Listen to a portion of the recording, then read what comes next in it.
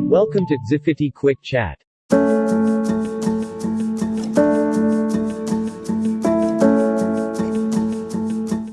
Whether it's because you've got fantastic content, educational content about the product. We have merchants on BigCommerce that don't actually have a checkout. Let's get that top of funnel of a quote through the site. And then my sales team are going to pick it up, and I know you're going to love talking to them. And so we're going to close the sale, right? So thanks for that. I want to point out I think an important, well, it may be kind of obvious, I think it's still important, difference between the type of buyer in B2B versus B2C spaces. And that is the fact that a B2B buyer is more often than not purchasing something on impulse, right? They're not just browsing. They're not seeing what looks good, what looks attractive. They've thought about this. They usually spend some amount of time deciding, right? Looking and deciding. Could you maybe take a few moments to tell us how BigCommerce keeps or helps keep these people engaged through that decision period and eventually nudge them towards conversion? I like the nudge there. We're going to nudge towards conversion. That's all you can do, right? You can never. Exactly. Little nudges that help push them towards the buy button. And actually, this process, there are some differences here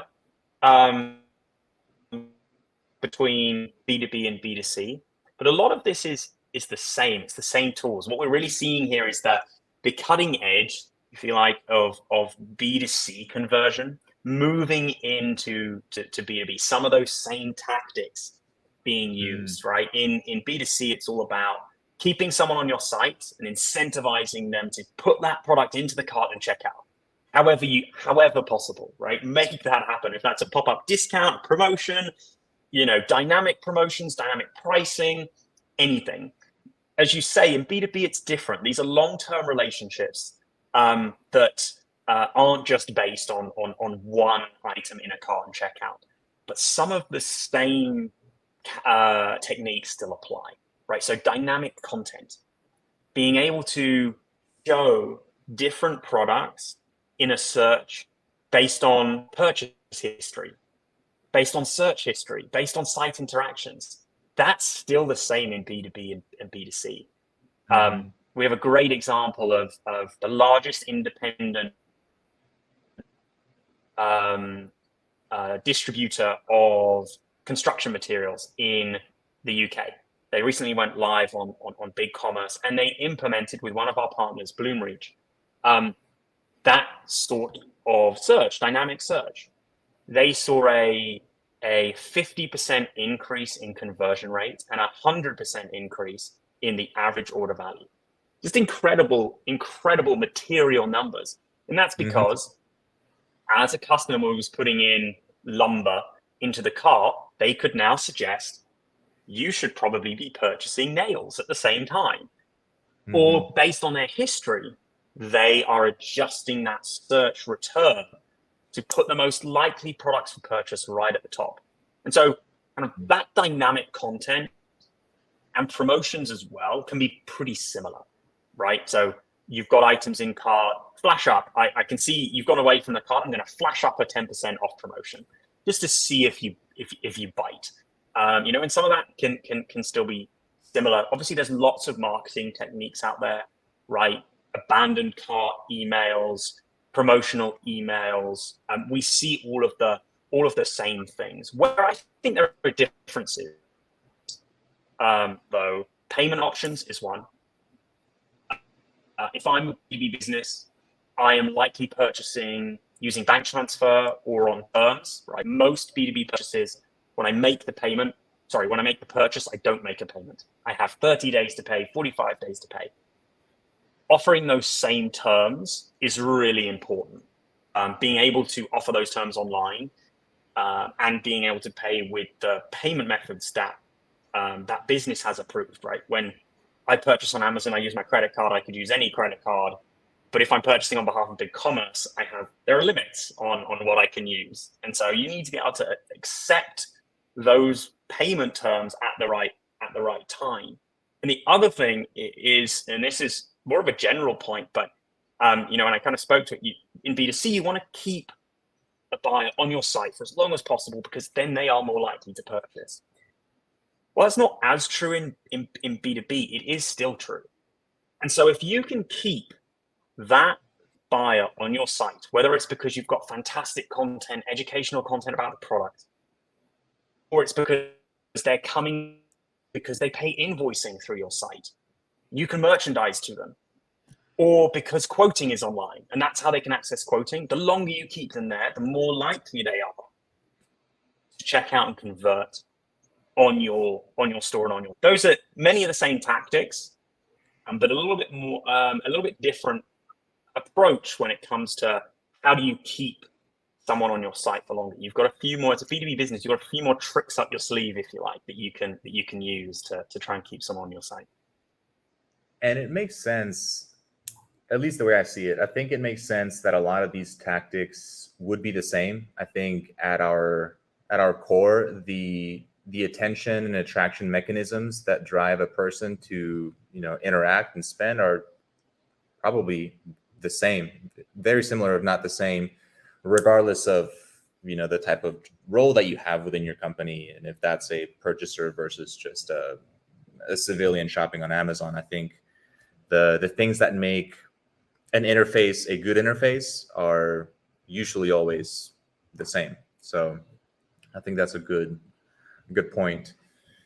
So now, part of that period of time between first engagement and conversion usually, or maybe not usually, but a lot of times involves price negotiations, right? Requesting quotes, establishing some sort of communication channel to negotiate that quote, and then eventually reach an agreement and agree to the purchase. Could you tell us a little bit about, again, in kind of a two-part question, in general, what are some of the challenges? How would you recommend a business approach that negotiation phase? And then also, what are some of the more specific tools that BigCommerce offers to ease that communication and that engagement back and forth between the purchaser and the merchant? Yeah. A lot of B2B business starts with a quote. And in fact, often that quote is thought of kind of the top of funnel. It's that first interaction that has pulled a buyer into your sphere. They come to your site, they've picked up the phone, and they are building out a quote. That's how it all starts. And so as a B2B business, you want to make it as easy as possible for a buyer to request that quote, for a buyer to build that quote, right?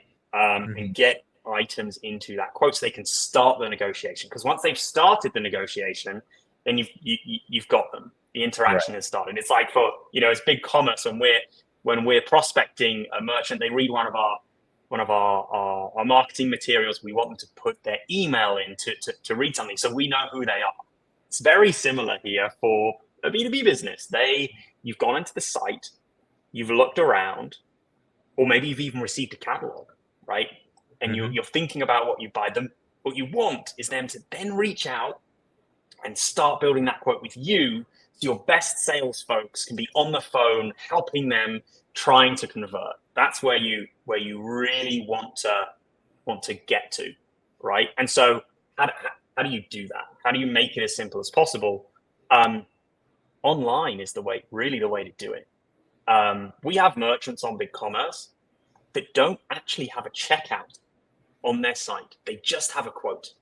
Oh, we've seen that too. Yeah, right. And it kind of makes sense, because it's maybe a complex purchasing process.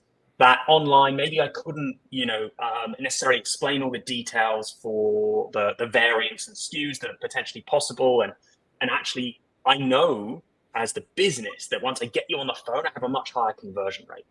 So let's get that top of funnel of a quote through the site. And then my sales team are going to pick it up, and I know you're going to love talking to them. And so we're going to close the sale, right? And so that's often how we are advising, certain businesses to go. If they don't want to go all the way to often is probably the wrong word, but if they don't want to go straight to, cart and checkout and selling online, maybe just start with that quoting.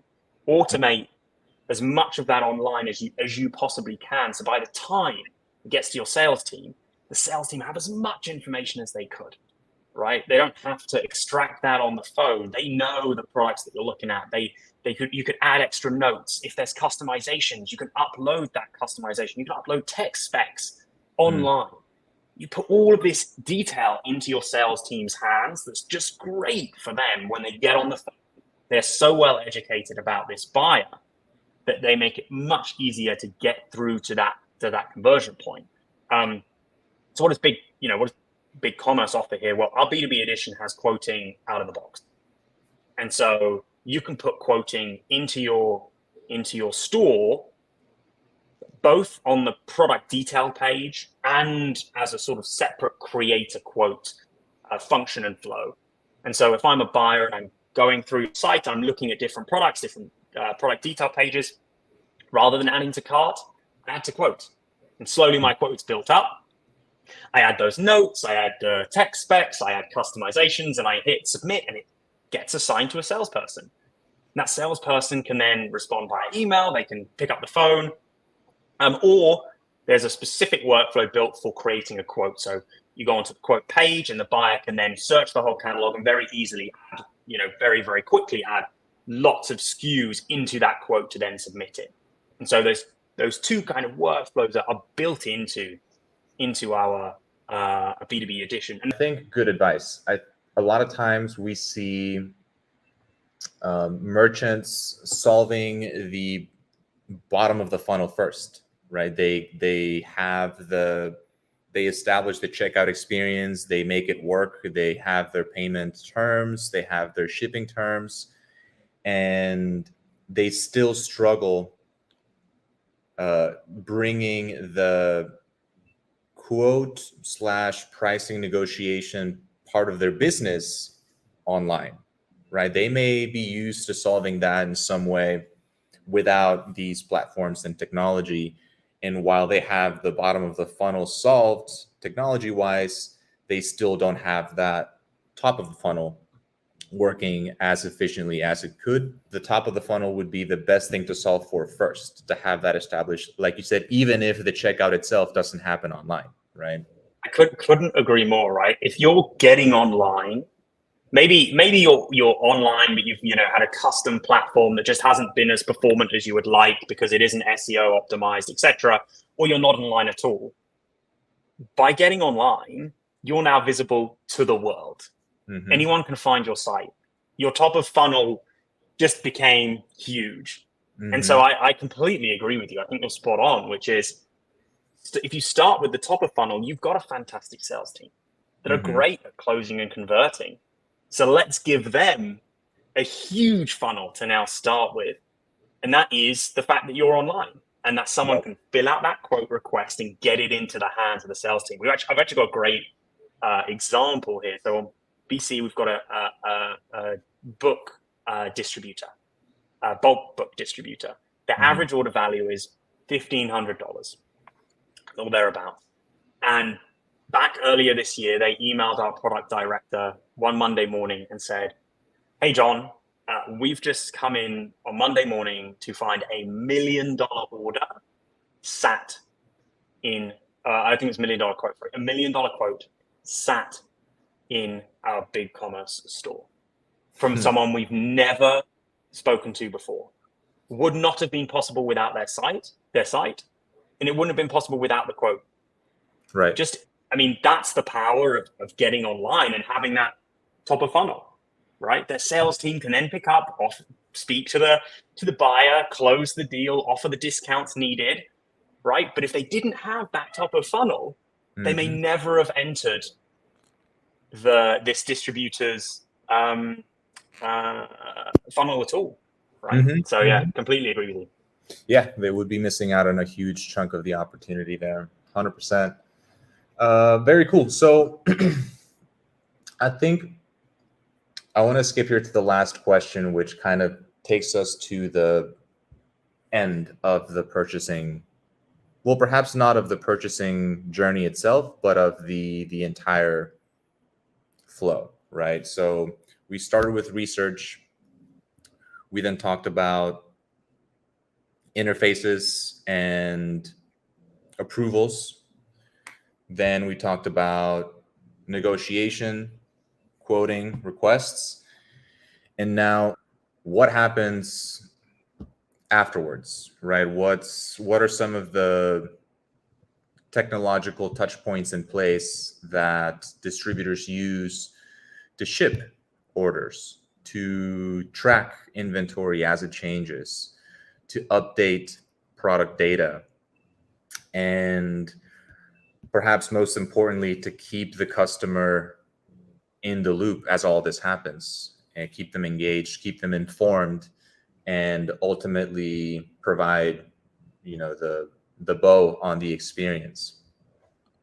So can you perhaps talk a little bit about, either in general or specifically with BigCommerce, how the technology can help manufacturers with the post-purchase and ongoing transactional activities that result from all of this? Yeah, we've spent a lot of time talking about the buyer experience. What does the buyer see? How do we get them to transact? But often what merchants care about most is operating a business. I'm a manufacturer, I'm building product. The sales bit is a small part of my entire business journey. I'm building product. I have to source the raw materials. I have to get them into my factories in the right quantities. Then we've got to go through the building process and then ship them out. And there are lots of systems involved in that process. Often B2B businesses have a single source of truth, and that is capturing orders, it's holding pricing, it holds customer information. That's usually the ERP. That could be something like a NetSuite, like an Acumatica, like a Microsoft Dynamics, Epicor, Infor. There's lots of them out there. And that will capture orders from the front end that maybe come through the BigCommerce site, and they get piped into the ERP. Once they're down there, there's a flow that is kicked off. That may be if the item is customized production, right? If it's not customized, maybe it is being able to ship and starting off a shipping process. Or there's an order management system that might deal with that, which, in B2B, we're often dealing with pallets rather than boxes. So it's not necessarily a FedEx. We've got to find another way to ship these items. Maybe it's less than truckload. It could be a full truckload. Lots of complexity there. And so the holy grail, if you like, for B2B businesses is to have that front end and all of these systems connected together so that they are always keeping each other up to date. What does that flow? What do I mean by that? Order placed on the front end. Shipping has been selected as part of that order. Funnels into the ERP. Maybe as I said, maybe let's imagine in this case, we have the inventory. Fantastic. Off to our order management system. Order management system is going to handle all of our shipping needs. So it's going to find the right shipping requirements. It's going to go out. Maybe this is a full truck. So we have to figure out how we're going to get a full truck. Done it. Perfect. That OMS needs to talk to the ERP to send the data back, and it needs to talk to BigCommerce. And what it's going to tell BigCommerce is, oh, by the way, this order, I've now found the truck, we're good, and it's now been shipped, or it's being prepared. And it tells BigCommerce. And that means that the buyer can log back into this site and they'll see, oh, look, I can see that my order's updated. It says it's being prepared, or it says it's being shipped. And so the buyer then has control. They understand where their order is in that purchasing flow. And that's really important because the more information you can give the buyer, both before and after, this is sort of post-purchase, you can give the buyer after that purchase, the happier they're going to be. They feel like they understand the process, and they don't have to pick up the phone and speak to the sales team to ask the question. On the flip side, before purchase, you also need some of this information, right? I just mentioned it. Is it in stock? If it's not in stock, what's the lead time? And then all of the delivery options that are available. That will have lots of different prices. And so merchants might be using something like a shipper HQ to get all of that shipping quoting into their checkout. I mentioned our buyer survey. One of the number one reasons that buyers leave the checkout process is because you don't have up-to-date shipping information, right? So you've got to get that information into your checkout and have it there and available, right? And we mentioned quoting. So I've gone through the process of a quote. I have a new price set. Well, once I've agreed that pricing in that quote, that becomes the de facto pricing for that buyer. I need to make sure that's now in my ERP and it's there, the price that this buyer is now going to pay, right, for all of their purchases into the future. Maybe not, but if that's how my agreements work, I have to make sure that pricing is updated. And so, don't want to get too technical, but really, what merchants should be looking for when they're looking at an e-commerce platform, looking at ERP, looking at OMS, maybe a CRM as well could sit in this stack, in this technology stack, is the APIs that enable you to connect all of these systems. In BigCommerce, we are API first, but not API only. And so pretty much everything that you can do in BigCommerce as a platform, there's an API for it. And that means you can connect it to any of those systems. You can connect it to your CRM. So quote in BigCommerce can go straight into your CRM, right? And that connectivity is great for the salespeople. Or order being placed is now in your ERP, which can then kick off that production workflow. And that's, I think if you speak to manufacturers and distributors, it's actually, the nut of most importance to them. Front end is fantastic, but making sure the business is running smoothly and efficiently is of the utmost importance.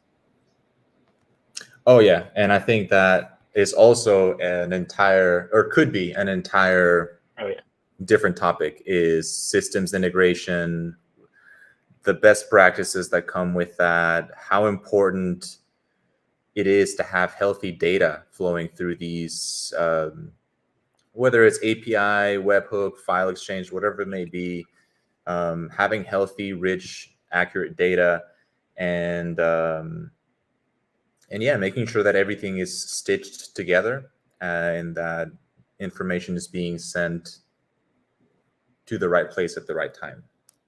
Yeah, exactly. Timely, that it's timely and accurate. We've just shipped out. Can the buyer get that information? Do they know it? Can they see it? And how long is it going to take for them to get that information? If you're maybe on an older system that isn't connected into your e-commerce platform, maybe that's 2 days before someone manually updates it. Buyers might get pretty frustrated without having that information. And they may pick up the phone and speak to your sales team who should be out there selling, and that's not great for business. Yep. So you mentioned, tell us a little bit about how BigCommerce structures its offerings when it comes to the core platform, perhaps higher tiers, and whether that includes B2B functionality, just some general education there for our listeners. Yeah, great question. Thank you for asking that. So BigCommerce has supported manufacturers, distributors for a very long time on the platform. And in fact, it was 2017 when we released two of the core features for B2B, which is price lists. So having bespoke pricing for specific customers, that's kind of number one. And number two, bespoke cataloging. So having specific catalogs for specific customers, again, specific buyers, specific companies. With that, We also support 600 variants per SKU, right? That's a lot of customization. It's a lot of configuration that you can pack into products right there. And that all comes as part of what we call the BigCommerce Enterprise Store Plan. And so that's the kind of enterprise plan that majority of manufacturers and distributors would purchase. We have some cheaper store plans as well that don't come necessarily with all of those features and functions. But when B2B businesses kind of want to take their digitization to the next stage, we built something called B2B Edition. It sits on top of that enterprise plan, and with that, we've built companies. So the ability to have multiple users log in on behalf of the company. Very, very fantastic feature that lots and lots of merchants are using. Quoting, I mentioned that out of the box, both the front end, so built into your site, and the back end, so your sales team can interact with that quote, respond to it, add discounts. Invoicing, really important. Most of those purchases that are being made are not being paid for at the time of purchase. They're being paid for in 30 days, and you want that invoice to be available in the e-commerce site. That's the best way to track and to get payment. Buyer approval workflows. So, that we spoke about it, kind of that junior, senior buyer workflow. Junior buyer puts products into a cart, senior buyer approves it. Kind of trade applications, payment visibility controls. There's quite a bit more in there as well, but that's a pretty good overview. And so lots of B2B merchants come to us and they take out that enterprise plan and they grow into B2B Edition because now they're going to bring quoting in, now they're going to bring invoicing in. So it's a really easy path and transition to get online with BigCommerce and then to keep improving that process, keep digitizing, keep automating with all of the tools that B2B Edition has. With building out that customization. For sure. Yeah. Anything is possible, right? As long as you have the budget. Exactly. Yeah, exactly. As long as you have the open e-commerce platform and the budget. Right. Yeah. Very good point. Very cool. Well, thanks so much, Lance. This has been great. A lot of good information and talking points.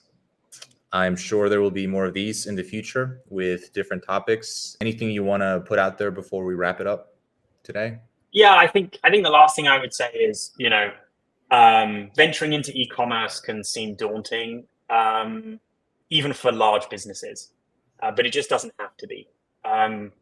Pick an e-commerce platform that will enable you to grow as you continue to digitize your tech stack, and get you online as fast as possible. Get that top of funnel working so that your sales team can close more and you can continue to grow your business. Beautiful. Yeah. And I'm sure wherever this is posted, we'll have information about how to reach you, how to get in contact with BigCommerce and understand the platform and help people through that platform choice. And as well as Ziffity's information, who, like you said, is one of the, or like you alluded to, is one of the agencies that can help fill in any of the gaps and stitch any of these systems together. But great. So with that, I'll leave it, and we'll catch up next time. Thanks, Marco. Thanks for having me. Cool.